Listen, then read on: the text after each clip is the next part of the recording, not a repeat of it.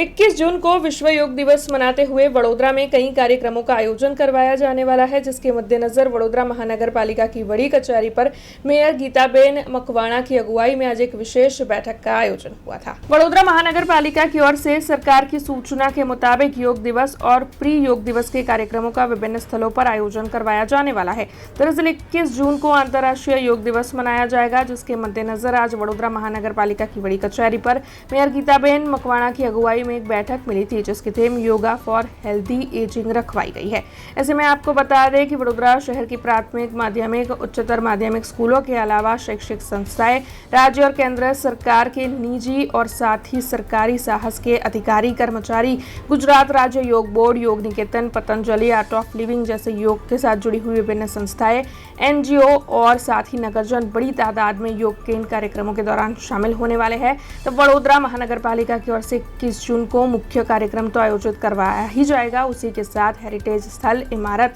और ward wise कार्यक्रमों का भी आयोजन करवाया जाने वाला है। तब आज की इस विशेष बैठक में मेयर गीताबेन मकवाणा के साथ डिप्टी मेयर आदित्य पटेल, स्थायी समिति के चेयरमैन वर्षाबेन व्यास और अन्य अग्रणी मौजूद रहे थे और इन सभी की मौजूदगी में इस मुद्दे पर विशेष कई कार्यक्रमों के आयोजनों को लेकर चर्चाएं की गई थी। आज नरेंद्रभाई मोदी साहेबना, माननीय श्री नरेंद्रभाई मोदी साहेबना સુશાસનના 12 વર્ષ પૂર્ણ થયા તે નિમિત્તે જે આપણા વિશ્વ યોગ દિવસ 21 જૂને થવા જઈ રહ્યો છે,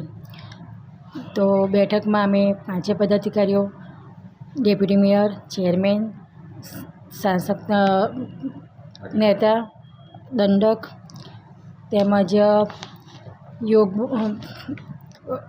બોર્ડના અધિકારીઓ, ડીએસઓ, શિક્ષણ સમિતિના